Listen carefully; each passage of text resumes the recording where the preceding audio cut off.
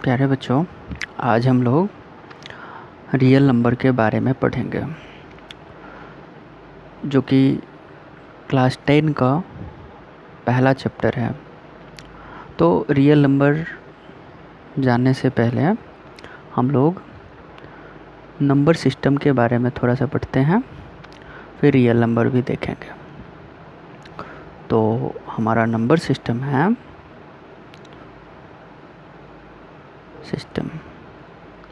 Number system की अगर बात करें तो इसमें इस नंबर सिस्टम को अगर डिवाइड किया जाए तो ये दो हिस्सों में बांटा गया है।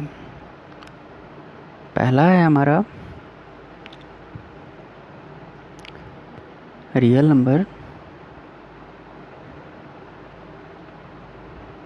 नंबर एंड सेकंड है हमारा इमेजिनरी नंबर।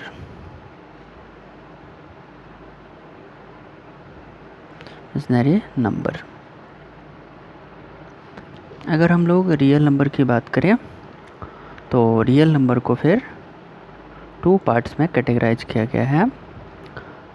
पहला रेशनल नंबर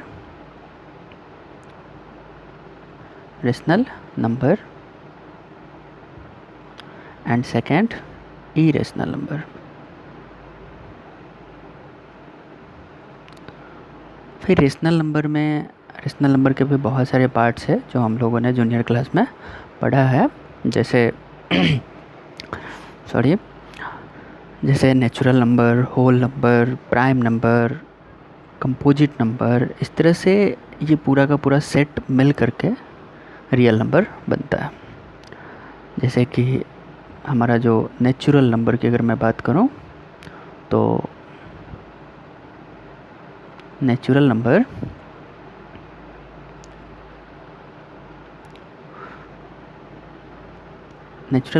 एक ऐसे सेट ऑफ नंबर्स को कहते हैं जिसको हम लोग काउंटिंग में रखते हैं, यानी कि जो भी नंबर हम लोग काउंट कर सकते हैं उसको हम लोग नेचुरल नंबर के सेट में रखते हैं। तो अगर इसको डिफ़ाइन करना हो तो आप इस तरह से डिफ़ाइन कर सकते हो, counting numbers are called natural number. फिर अगर आगे बात करें तो होल नंबर हमारा आता है नंबर सिस्टम में। होल नंबर में ये जो नेचुरल नंबर है, इस नेचुरल नंबर में अगर हम लोग 0 इंक्लूड कर देते हैं तो ये होल नंबर का फॉर्मेशन करता है। यानी कि आप ये भी कह सकते हो the system which contain 0 and natural number is called whole number. यानी कि नेचुरल नंबर में 0 को आपको मिला देना है। यानी कि नेचुरल नंबर अगर इसको डिफ़ाइन करना हो तो आप कहोगे natural number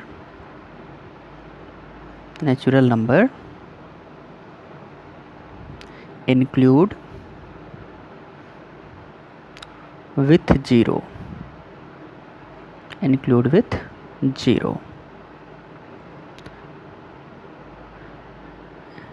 is called whole number.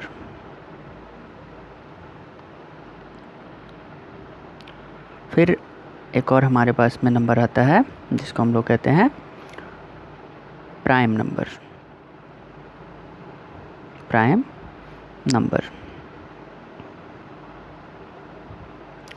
Number होता है वैसे नंबर्स को हम लोग प्राइम नंबर में रखते हैं जिसका केवल 2 फैक्टर होता है। याद रखना आप लोगों को कि प्राइम नंबर का केवल 2 ही फैक्टर होता है, 1 एंड इटसेल्फ। प्राइम नंबर में 2 से ज़्यादा फैक्टर नहीं हो सकते हैं। तो अगर इसे डिफ़ाइन करना हो तो आप इस तरह से डिफ़ाइन कर सकते हो, द नंबर which has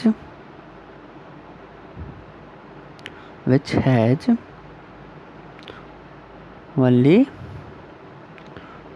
2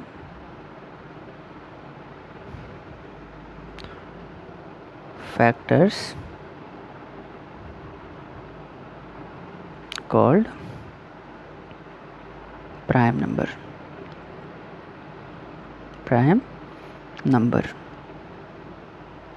फिर अगर आगे बात करें तो हमारा आता है कंपोजिट नंबर। कंपोजिट नंबर यानी कि जिसका 2 से ज़्यादा फैक्टर हो उसको हम लोग कंपोजिट नंबर में रखते हैं। तो कंपोजिट नंबर को अगर डिफ़ाइन करना हो, अगर इसके एग्जांपल्स की बात करें तो एग्जांपल में जैसे 2, 3, 5 एंड सो ऑन, ये सभी प्राइम नंबर है। एक पॉइंट हमेशा आपको याद रखना है कि ओनली टू फैक्टर में कौन कौन से 2 फैक्टर होंगे।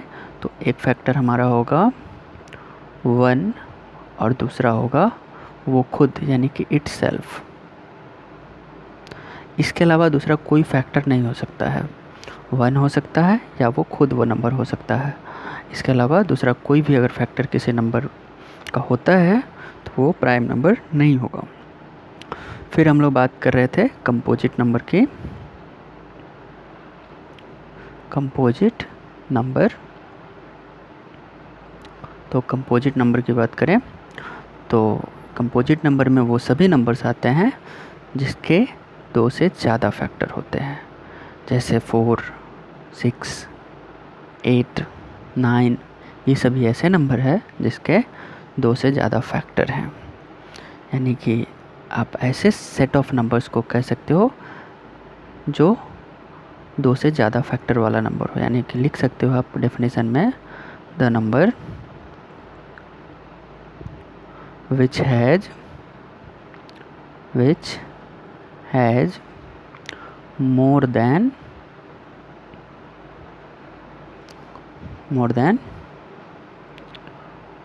2 फैक्टर।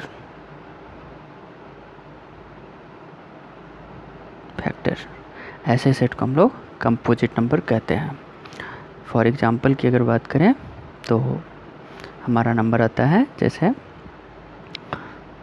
4, 6, 8, 9 and so on. ये सभी जो नंबर के सेट है ये कंपोजिट नंबर में आता है। उसके बाद एक कॉन्सेप्ट हम लोग को समझना है, वो कॉन्सेप्ट है लीमा, जो कि 10th क्लास में हम लोग को पढ़ना है लीमा के बारे में। तो लीमा भी हम लोग समझ लेते हैं। जैसे लीमा में अगर मैं बात करूं तो लीमा क्या होता है, सबसे पहला क्वेश्चन ये अराइज होता है कि लीमा क्या होता है।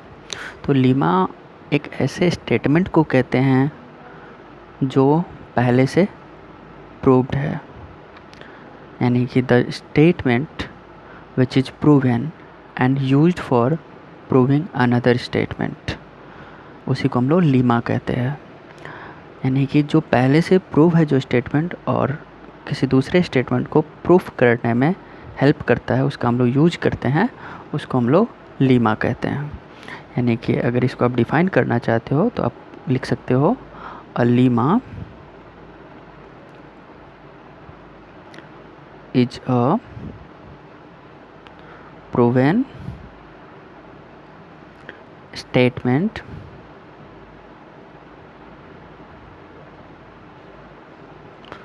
used for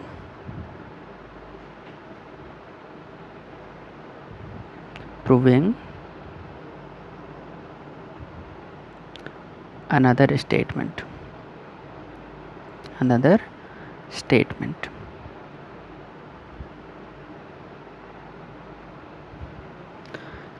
यानी कि एक पहले से प्रूव्ड स्टेटमेंट है और दूसरे स्टेटमेंट्स को प्रूफ करने के लिए इसका हम लोग यूज करते हैं। जैसे कि आपको मिलेगा 10th क्लास में जैसे मिलेगा जैसे यूक्लिड्स डिवीजन लीमा, ये डिवाइड करने का लीमा है। इसमें जैसे कि किसी भी 2 नंबर को अगर आप डिवाइड करते हो तो ये पहले से प्रूव्ड स्टेटमेंट है, divide how to divide 2 numbers.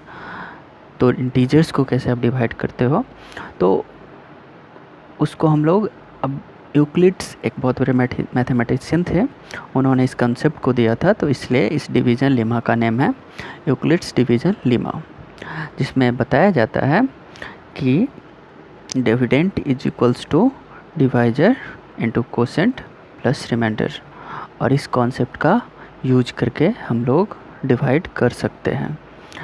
तो एक छोटा सा कॉन्सेप्ट है, मान लेते हैं कि कोई इंटीजर है हमारे पास में a एंड b, ये दो पॉजिटिव इंटीजर है और दोनों के बीच में एक q, जैसे कि कोसेंट एक q है और रिमाइंडर r है, तो वहाँ पे उस कॉन्स्पिरेंसी के लिए हम लोग लिख सकते हैं a equals to B Q plus R. जैसे यहाँ पे जो हम लोगों ने a लिया है, ये किसको लिया है, तो जिस नंबर में हम लोग डिवाइड करेंगे वो यहाँ पे a होगा। जैसे इसको हम लोग लिख सकते हैं डिविडेंड, ये हमारा जो b है ये डिवाइजर, यानी कि जिससे हम लोग इसको डिवाइड कर रहे हैं, q means quotient, quotient and r means remainder. और ये पूरा का पूरा कॉन्सेप्ट है, और इस कॉन्सेप्ट को हम लोग यूक्लिड्स डिवीज़न लेमा कहते हैं।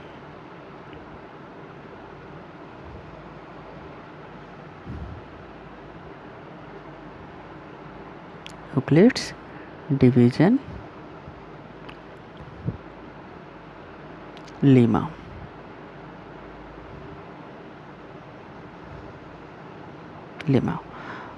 ये हमारा यूक्लिड डिवीज़न लेमा है, जो कि डिवाइड करने में हम लोगों को हेल्प करता है। एक और पॉइंट आपको देखने को मिलेगा इस रियल नंबर वाले चैप्टर में, एल्गोरिथम। एल्गोरिथम ये एक सीरीज होता है जो कि वेल डिफाइंड सीरीज होता है, स्टेप्स होते हैं इसमें इन्वॉल्व सॉरी इसमें स्टेप्स इन्वॉल्व होते हैं, और इसके हेल्प से हम लोग कुछ प्रॉब्लम्स को, सर्टेन टाइप्स के प्रॉब्लम को सोल्व करते हैं एल्गोरिथम के हेल्प से। तो पहले मैं डिफ़ाइन कर देता हूँ, उसके बाद आपको एल्गोरिथम में समझा दूँगा। जैसे एल्गोरिथम, तो एल्गोरिथम क्या होता है, एक सीरीज होता है, वेल डिफाइन स्टेप्स का एक सीरीज होता है, जो कि किसी भी स्पेसिफिक मेथड से किसी सर्टेन टाइप्स के प्रॉब्लम को सॉल्व करने में हमारी मदद करता है।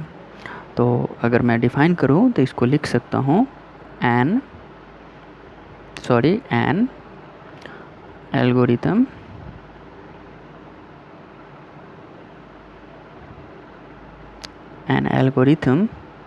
is a series of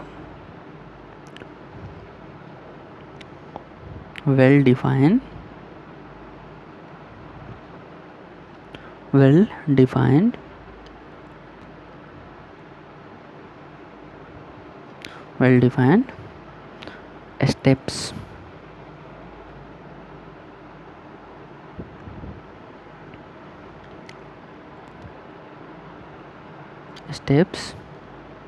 which gives a method for solving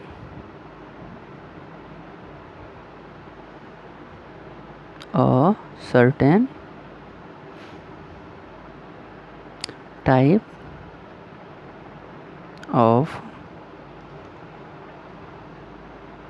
problem।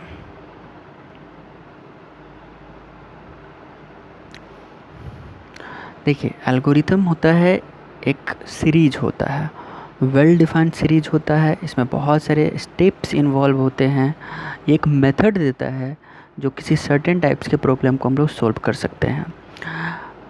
एक पॉइंट आप हमेशा याद रखिएगा कि यूक्लिड्स डिवीज़न लेमा और ये एल्गोरिथम, यानी कि यूक्लिड्स डिवीज़न एल्गोरिथम, दोनों में डिफरेंस है। एल्गोरिथम एक अलग चीज़ है और लीमा अलग है। अगर यूक्लिड्स डिवीजन एल्गोरिथम की बात करें,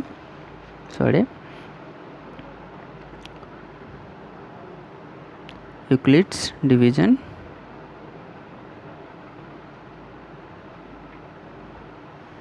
एल्गोरिथम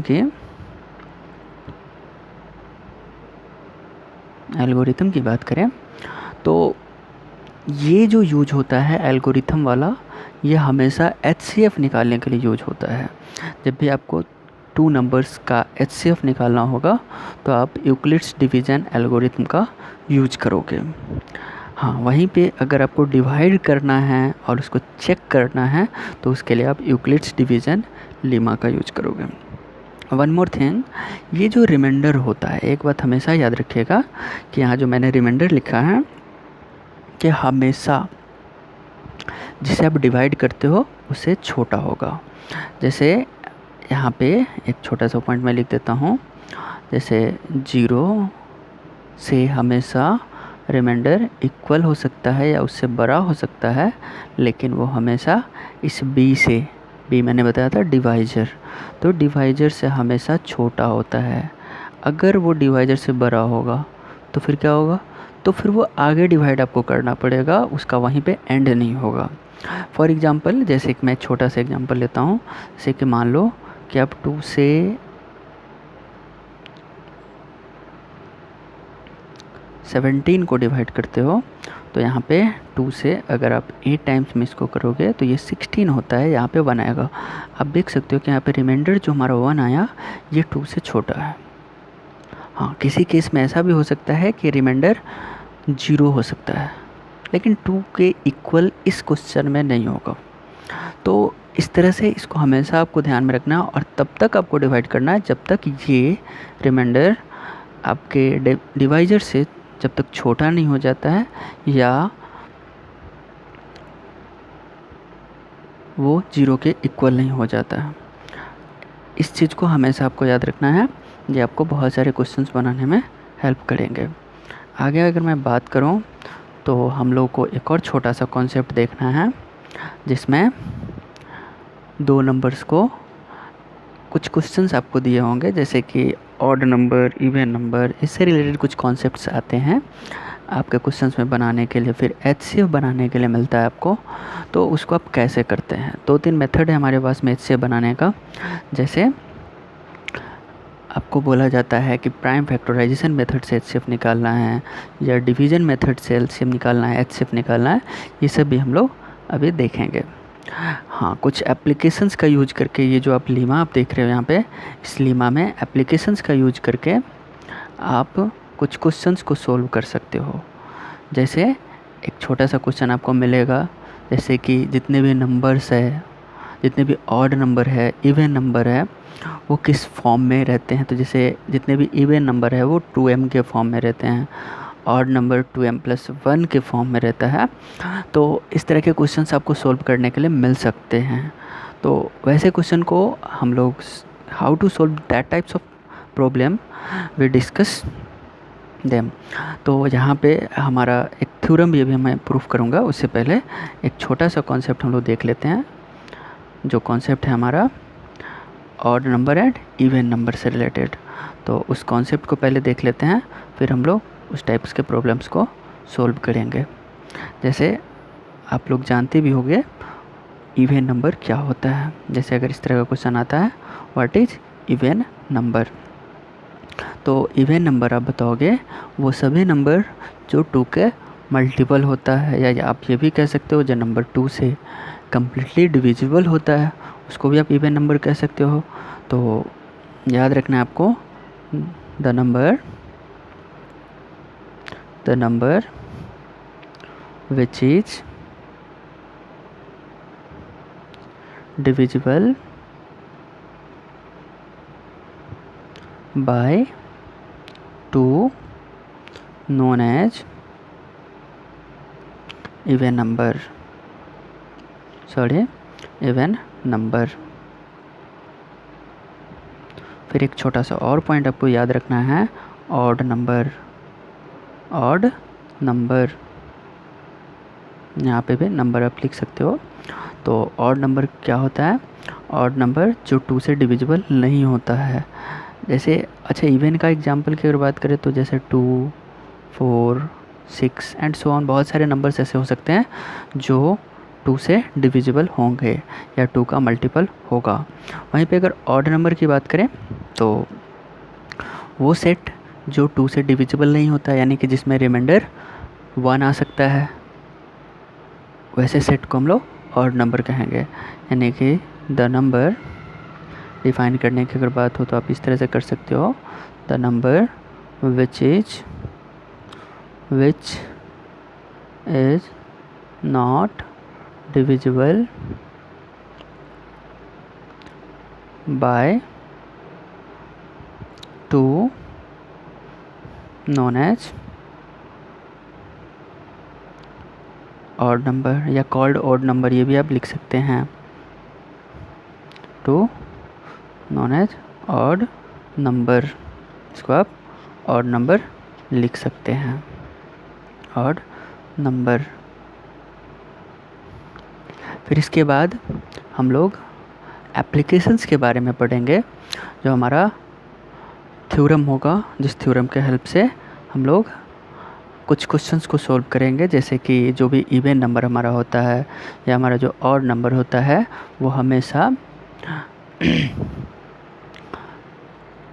इवन 2m के फॉर्म में रहता है, ऑड 2m+1 के फॉर्म में रहता है। कोई भी पॉजिटिव इंटीजर हो तो इसके बारे में हम लोग नेक्स्ट वीडियो में डिस्कस करेंगे। Thank you.